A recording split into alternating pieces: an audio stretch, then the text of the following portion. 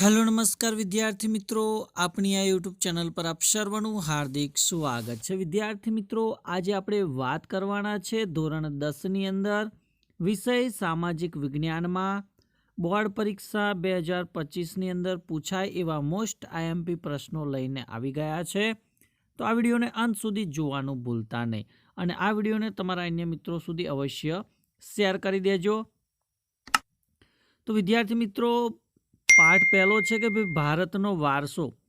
તો આની અંદર આપણે 4 પ્રશ્નો આપેલા છે અને ખૂબ જ અગત્યના છે, તો આ પ્રશ્નો તમારે ફરજિયાત તૈયાર કરી દેવાના છે।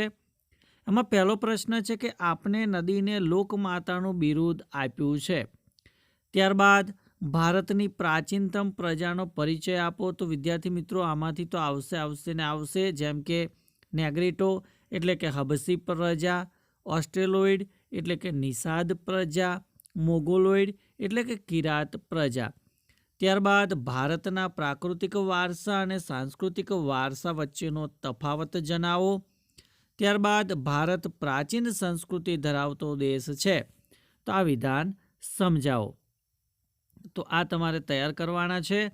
ત્યારબાદ પાઠ બીજો છે કે ભાઈ ભારતનો સાંસ્કૃતિક વારસો, પરંપરાઓ, હસ્ત અને લલિત કલા। તેમાંથી આપણે મોસ્ટ આઈએમપી પ્રશ્ન જોઈએ તો સંગીત રત્નાકરનો પરિચય આપો। બીજો રહેશે કે ભાઈ ગુજરાતના ગરબા અને ગરબી વિશેની સમજ આપો।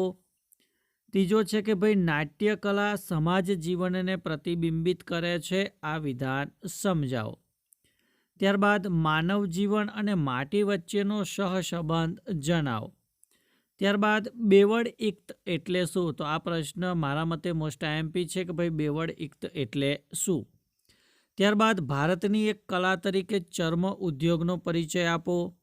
ત્યારબાદ લોથલના કારીગરો ધાતુમાંથી શું બનાવતા હોવાનું જણાવ્યું છે। ભવાઈ વિશે ટૂંકી માહિતી આપો અને ભારતની એક કલા તરીકે કાષ્ઠકલાનો પરિચય આપો। એટલે અહીંયા કોઈ પણ એક કલા આપણે પૂછાશે। ત્યારબાદ ગુજરાતના આદિવાસી નૃત્ય વિશે માહિતી આપો। ત્યારબાદ ત્રીજો પાઠ છે કે ભાઈ ભારતનો સાંસ્કૃતિક વારસો, શિલ્પ અને સ્થાપત્ય। તો એમાંથી આપણે અહીંયા જે મોસ્ટ આઈએમપી લાગતા હતા એ પ્રશ્ન લીધેલા છે કે ભાઈ મોઢેરાનું સૂર્ય મંદિર, એના વિશે આપણે નોંધ લખવાની છે। બીજું કે મોહેન્જો દડોની નગર રચનામાં રસ્તાઓ અને ગટર યોજના વિશે માહિતી આપો। ત્યારબાદ પ્રાચીન ભારતનું નગર આયોજન સમજાવવાનું છે અને લોથલ એ સમયે ભારતનું અગત્યનું બંદર હતું, તો આ વિધાન આપણે સમજાવવાનું છે અને ગુજરાતની સ્થાપત્ય કલાનો પરિચય આપો। ત્યારબાદ ધોળાવીરા વિશે માહિતી આપો અને મોહેન્જો દડોના મકાનોમાં કઈ કઈ વિશેષતાઓ હતી। તો આની અંદર ધોળાવીરા છે અને મોહેન્જો દડો છે, એમાંથી 101% પૂછાઈ શકે તેવા અહીંયા પ્રશ્ન આપણે લીધેલા છે। ત્યારબાદ ચોથો પાઠ છે કે ભારતનો સાહિત્યિક વારસો, એની અંદર અમીર ખુસરોનો પરિચય આપો। તો મિત્રો, અહીંયા જે અમીર ખુસરો છે એમાંથી 1 ગુણનો પણ પ્રશ્ન પૂછાઈ શકે છે।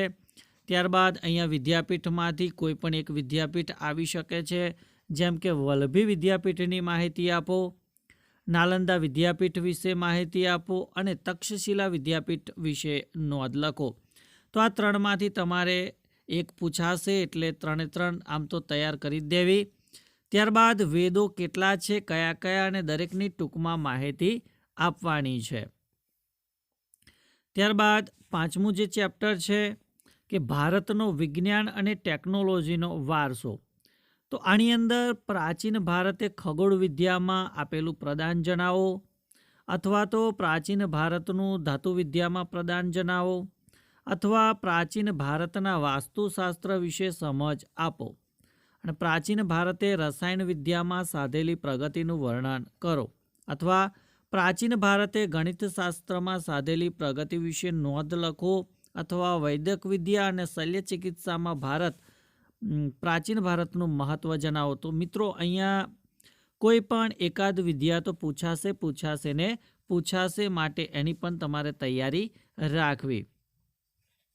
ત્યારબાદ પાઠ છઠ્ઠો છે કે ભારતના સાંસ્કૃતિક વારસાના સ્થળો। તો એની અંદર ફતેપુર સિકરી વિશે નોંધ લખો. બીજું છે પ્રાચીન સમયથી ભારત તીર્થભૂમિ રહ્યું છે, તો આ વિધાન સ્પષ્ટ કરવાનું છે. તાજમહાલની સ્થાપત્ય કલાનો પરિચય આપો. આગળ કોણાર્કના સૂર્ય મંદિર વિશે નોંધ લખો. અમદાવાદમાં આવેલી સાંસ્કૃતિક વારસાના સ્થળોની યાદી બનાવો. કુતુબ મિનાર વિશે નોંધ લખો. હમ્પી નગરની સ્થાપત્ય કલાનો પરિચય આપો. દિલ્હીના લાલ કિલ્લા વિશે નોંધ લખો અને એલિફન્ટાની ગુફાઓ વિશે ટૂંકમાં માહિતી આપો. તો વિદ્યાર્થી મિત્રો, અહીંયા જેટલા પણ તમને મોસ્ટ આઈએમપી પ્રશ્નો આપવામાં આવે છે, જો એ તમે તૈયાર કરી દીધા તો સમજી લેવાનું કે એમાંથી જે ટૂંકમાં પણ પૂછાશે તો એનો પણ જવાબ તમે આપી શકશો. 7મો પાઠ છે કે આપના વારસાનું જતન. એમાં મોસ્ટ આઈએમપી પ્રશ્નો જોઈએ તો આપના વારસાને લોકો કઈ કઈ રીતે નુકસાન પહોંચાડે છે. સ્વામી વિવેકાનંદે વિશ્વ ધર્મ પરિષદમાં ધર્મ વિશે શું કહ્યું હતું. પ્રવાસન સ્થળોની સ્વચ્છતા અને જતન વિશે તમારા મંતવ્ય લખો. મુંબઈ પ્રાકૃતિક ઇતિહાસ સમિતિની રચના ક્યારે થઈ હતી અને તે શું કાર્ય કરે છે. ત્યારબાદ ઐતિહાસિક સ્મારકોનું સમારકામ કરતી વખતે ધ્યાનમાં રાખવા જેવી બાબતો જણાવો. તો અહીંયા જે પણ પ્રશ્નો આપેલા છે એ દરેકે દરેક પ્રશ્નો તમારે અવશ્ય તૈયાર કરી દેવાના રહેશે. ત્યારબાદ ચેપ્ટર 8 કે કુદરતી સંસાધન. તો એની અંદર ભૂમિ સંરક્ષણ એટલે શું અને ભૂમિ સંરક્ષણના ઉપાયો જણાવો. કાળી જમીન વિશે નોંધ લખો. કાપણી જમીન વિશે નોંધ લખો. જમીન ધોવાણ અટકાવવાના ઉપાયો જણાવો.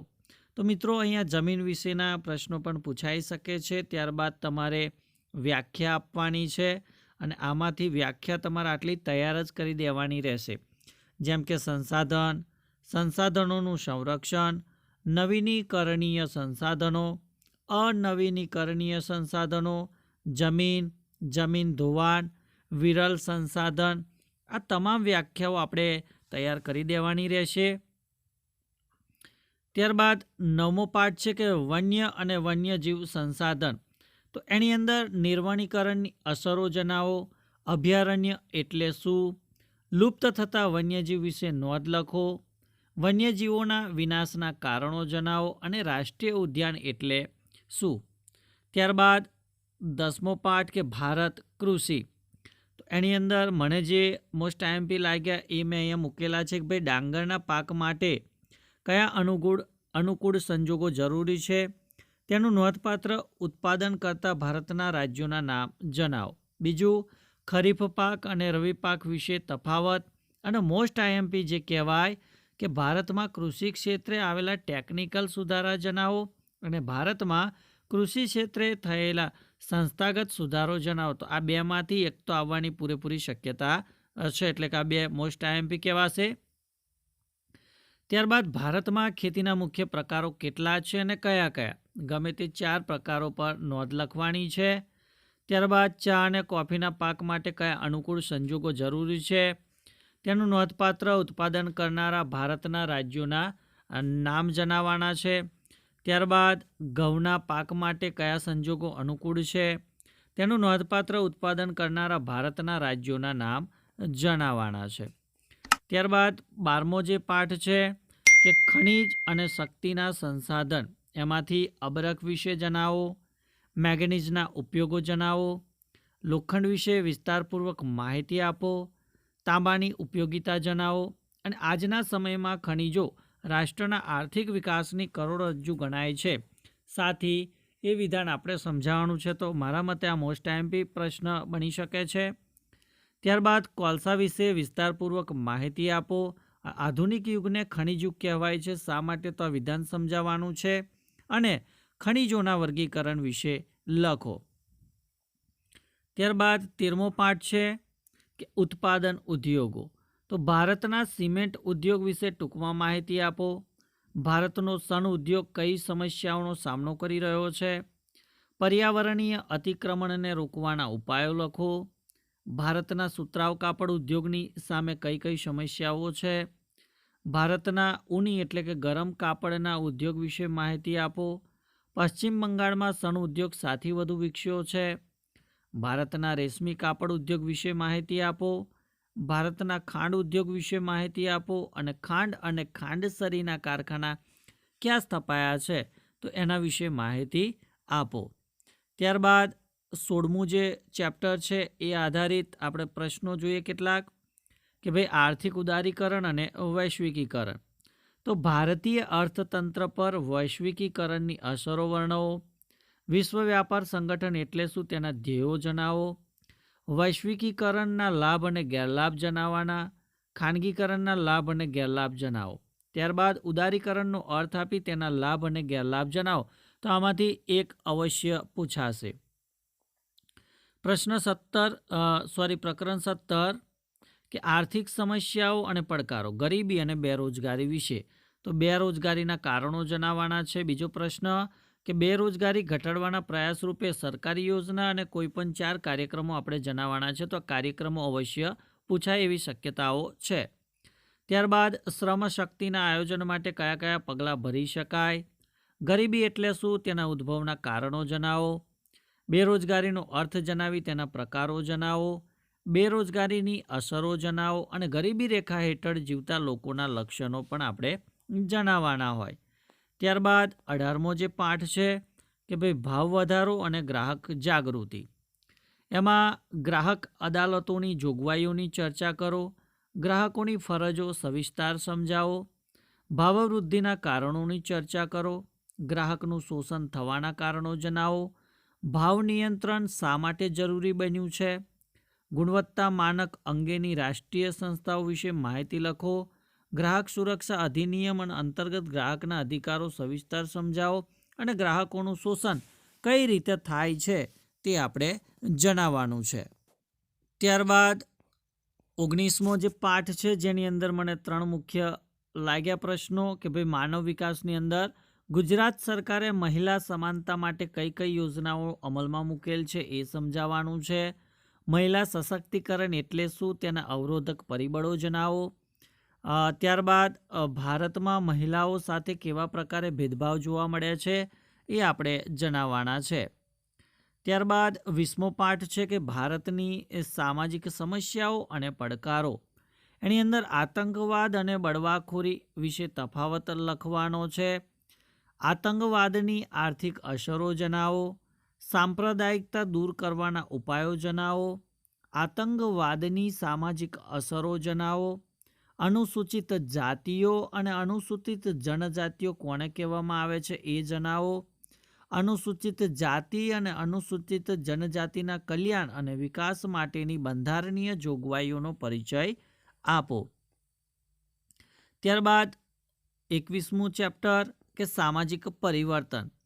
એમાં પહેલો પ્રશ્ન છે કે ભારતમાં બાળ શ્રમિકોની માંગ વધુ હોવાના કારણો જણાવી તેને અટકાવવાના ઉપાયો જણાવો.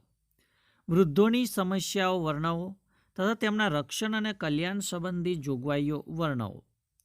ભારતીય બંધારણમાં કયા બાળ અધિકારોનો સમાવેશ કરવામાં આવ્યો છે એ જણાવો. દિવ્યાંગ વિદ્યાર્થીઓને મળતી વિશિષ્ટ સવલતો જણાવો અને બાળકોના મફત અને ફરજિયાત શિક્ષણના અધિકારની મુખ્ય જોગવાઈઓ આપણે જણાવવાની છે.